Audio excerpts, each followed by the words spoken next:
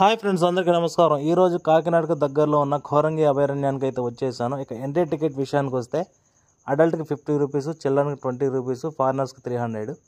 అలాగే video shooting గట్రా చేసుకోవస్తే దానికి 3000 వరకు ఛార్జ్ చేస్తున్నారు.